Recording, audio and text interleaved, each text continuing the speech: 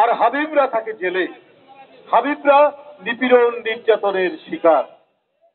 প্রধানমন্ত্রী কদিন আগেই বলেছেন, এই 2 দিন ধরেই তিনি বলছেন যে তাকে নাকি কিছু রাজনৈতিক দল উৎখাতের চেষ্টা করা হচ্ছে।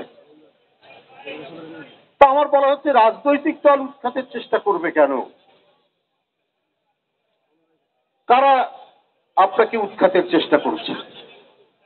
আপনাকে তো, আপনি উৎখাত হন, আপনার সরকার উৎখাত হোক, এটা তো জনগণ চাইছে।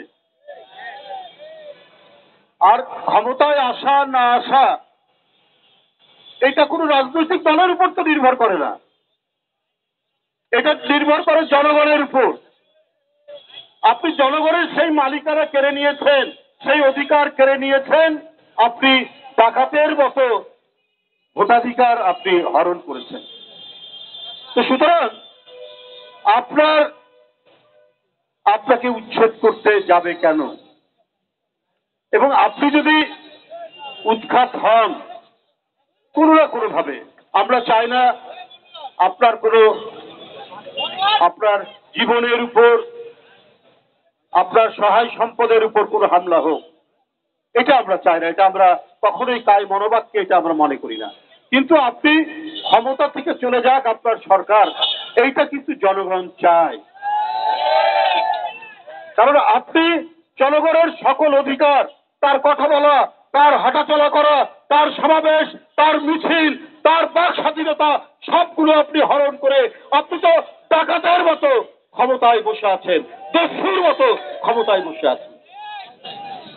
প্রধানমন্ত্রী বলছেন যে 79 সাল থেকে 78 সাল থেকে হানা ভোট থেকে গণতন্ত্র নাকি একেবারে ধ্বংস করে দিয়েছে, উনি নাকি গণতন্ত্র নিশ্চিত করেছে।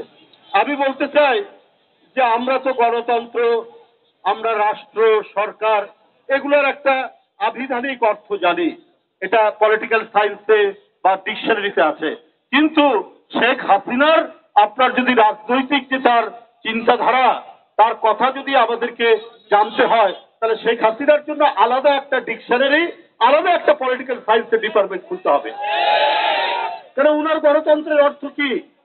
উনার গণতন্ত্রের অর্থের নমুনা একটাই আপনাদেরকে বলি।